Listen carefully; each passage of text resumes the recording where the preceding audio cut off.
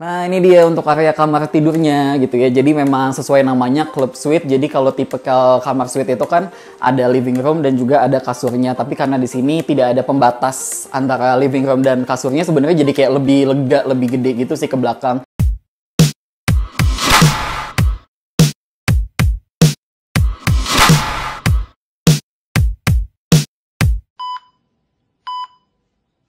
Oke, jadi kali ini gue lagi ada di Hotel Kubika Boutique Hotel yang lokasinya ada di Gading Serpong, Tangerang. Jadi kalau gue pribadi, gue menuju hotel ini menggunakan kendaraan pribadi pakai mobil gitu ya. Karena yang gue tahu untuk menuju daerah Gading Serpong ya yang paling deket ya memang lewat jalan tol sih gitu loh, pakai mobil gitu kan, dibandingkan naik motor ya ada juga, cuma memang agak jauh kalau gue lihat di Google Maps gitu kan. Tapi kalau kalian kesini naik transportasi umum gitu ya, sebenarnya naik KRL ada gitu, cuma gue kurang tahu turun di mana dan kalian bisa cari tahu sendiri lebih deketnya ke stasiun apa gitu. Di area Gading Serpong ini menurut gue beberapa arsitektur gedung tuh berasa unik banget, maksud gue kayak contohnya gedung UMN itu kan juga unik.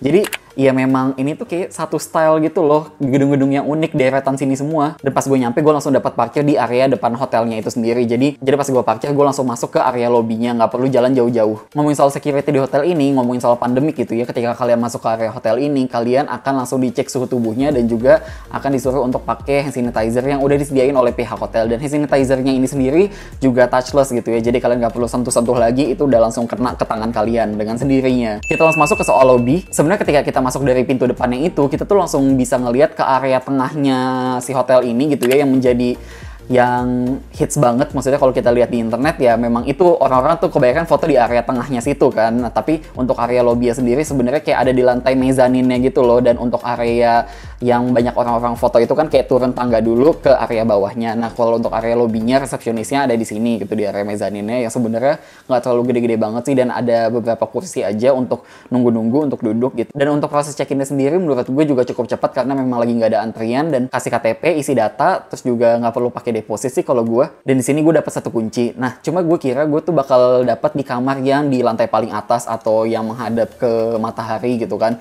Tapi ternyata mungkin kayaknya lagi ada yang direnov gitu di lantai atas-atas. Jadi makanya kebanyakan tamu-tamu yang nginep di sini kalau gue perhatiin juga gitu ya, ya memang di area lantai satu ini gitu loh, di lantai yang sejajar dengan lobbynya.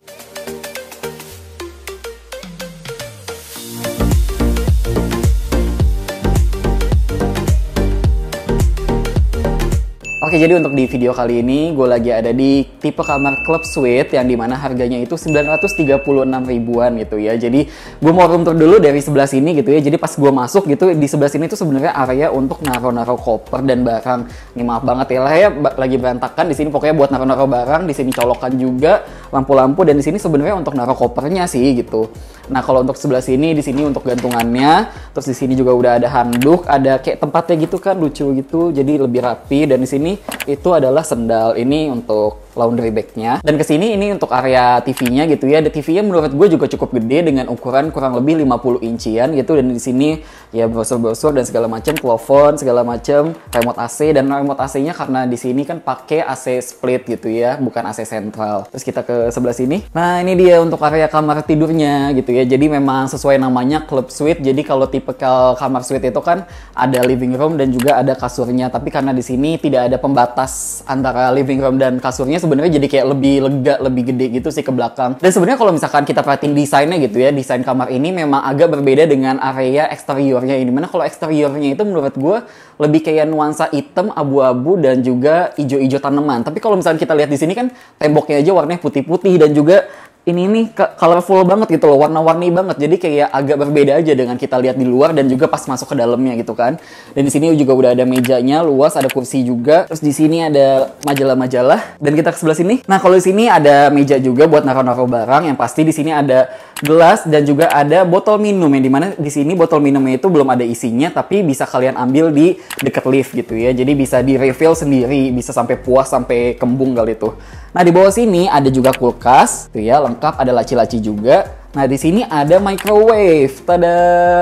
Nah, jadi kalau misalnya kalian mau ngangetin makanan gitu ya, ini bisa banget di sini. Dan di sini untuk area wastafel-nya. Wastafel-nya sendiri nggak terlalu gede sih, kecil aja. Dan di sini ada sabunnya, ada cermin juga, ada tisu. Udah deh ada tong sampahnya. Dan di sini baru deh area kasurnya. Nah, untuk di area kasurnya ini sebenarnya kayak minimalis tapi colorful aja gitu loh. Kayak ini semacam kayak batik gitu kan sebenarnya. Desainnya warnanya kuning juga. Terus kalau kita ke sebelah sini juga jendelanya ada 2 gitu ya. Untuk pemandangan ke luar, ke bagian pertengahan. Dan kita diliatin gitu ya. Kayak samping kasurnya ini yang gue suka ada colokan 1, ada juga 1 di situ, jadi nggak bakal rebutan gitu kan. Di sini buat naruh gadget kalian kalau lagi di charge, dan sini untuk area si kamar mandinya. Kamar mandinya sebenarnya pakai pintu kaca aja yang di blur gitu. Nah, jadi pas kita masuk di sini langsung area klosetnya gitu ya. Di sini ada tisunya, tanaman pemanis gitu, ada gantungan juga. Di sini untuk area shower roomnya. Jadi sebenarnya nggak terlalu ada pembatas gitu, memang jadi lebih luas aja ke sana gitu kan. Dan di sini juga udah disediain shampoo sama sabunnya gitu di dalam sini, nggak bisa kalian ambil, nggak bisa dibawa pulang. Dan di sini showernya itu adalah shower yang selang.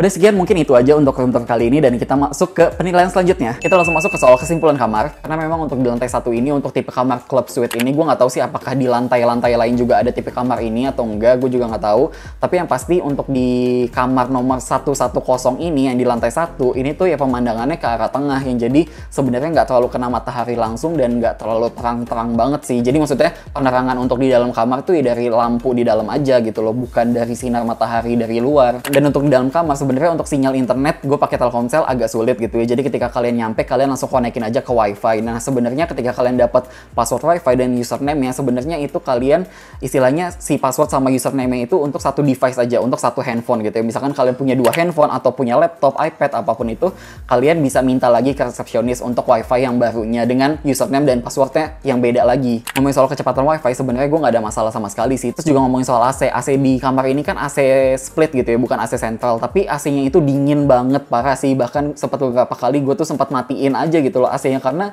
ya memang kedinginan gitu loh. Itu powerful banget AC-nya, parah. Untuk kamar segede ini dengan AC yang kecil, yang mungkin sebenarnya PK-nya pasti gede sih. Nah, itu maksud gue ya dingin banget gitu loh selama 1 malam gue nginep di sini. Terus juga ngomongin soal air panas, sebenarnya aman-aman aja sih nyala, tapi kalian harus nunggu dulu sekitar 1-2 menit untuk loading si air panasnya itu ya. Tapi ketika air panasnya nyala, ya panas banget sih malah sebenarnya. Jadi memang agak loading dulu aja pas di awal-awal. Dan untuk soal si kekuatan airnya itu powerful banget loh. Bahkan kayak kalau gue nyalain kerannya tuh nggak sampai full gitu, karena kalau sampai full itu kayak kencang banget airnya sampai keluar. Tapi ya bagus sih sebenarnya. Terus juga untuk di dalam kamar ini sebenarnya cermin ada gitu ya, bahkan lebar panjang, tapi nggak full body sampai ke bawah. Dan juga untuk di dalam kamar ini nggak disediain sikat gigi, tapi kalian bisa request. Dan juga sebenarnya untuk di dalam kamar ini nggak ada coffee dan tea maker gitu ya. Jadi ketika gue tanya ke resepsionisnya, memang ya tidak disediakan gitu untuk coffee dan tea makernya. Ngomongin soal kebersihan, sebenarnya untuk di kamar ini aman-aman aja sih, semuanya bersih-bersih aja. Ngomongin soal channel TV, semuanya juga aman, nyala-nyala juga, nggak ada masalah juga. Kita langsung masuk ke soal breakfast atau restoran. Sebenarnya ketika check-in kita langsung ditanya gitu ya, untuk sarapan keesokan harinya mau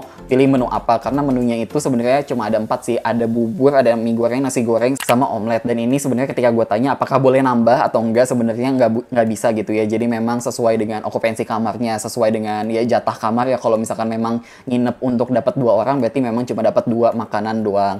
Nah, sebenarnya kalau untuk minumannya sendiri, kita bisa ngambil refill gitu ya. Ada orange juice sama air putih, atau juga bisa pesen kopi atau teh, itu semua udah termasuk, udah gratis. Dan untuk sarapannya sendiri kalian bisa pilih 2 gitu ya, antara kalian diantar ke kamar atau kalian bisa ke restorannya gitu ya, ke restoran portable yang ada di bawah. Nah, karena gue di sini memang tujuannya pengen foto-foto gitu ya, jadi makanya ketika sarapan gue pilih yang ke restoran yang di cafe portable itu. Dan memang sebenarnya ketika gue lihat banyak juga kok orang yang sebenarnya kayak abis sepedahan atau apa gitu, dia ya nongkrong di cafe portable itu gitu loh, bisa bebas gitu loh, nggak harus nginep di sini. Dan memang untuk desain restorannya sendiri, untuk di area indoornya ya cukup oke aja sih. Ada spot-spot bunga-bunga, pohon-pohonan gitu. Dan untuk di area outdoornya ada juga spot pink-pink gitu, kalau misalkan kalian mau foto-foto di situ juga bisa. Terus udah deh, mungkin untuk fasilitas lainnya lebih kayak meeting room aja sih sebenarnya di hotel ini gitu ya. Dan juga untuk area wedding juga bisa di hotel ini gitu loh. Tapi kalau misalkan untuk area pool atau gym sebenarnya nggak ada. Jadi memang ketika kalian nginep di hotel ini, fasilitasnya ya lebih kayak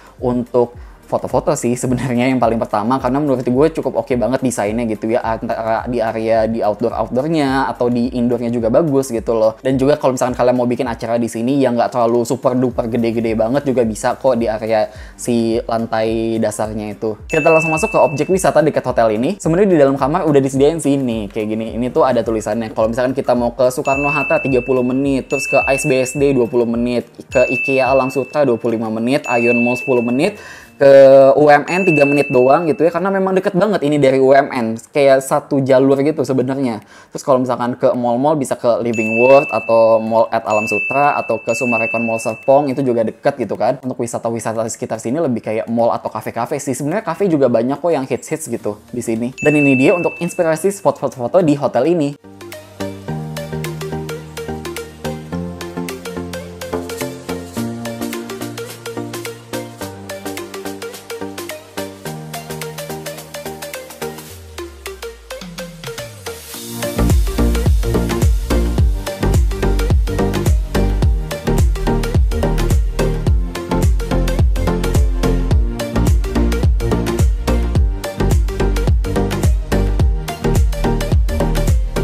Kita langsung masuk ke soal kesimpulan. Sebenarnya memang yang gue suka banget dari hotel ini adalah desainnya sih, karena memang di Jakarta itu kayaknya belum ada ya hotel kontainer, karena hotel kontainer yang gue tahu itu adanya di Bandung waktu itu kan pertama kalinya gitu.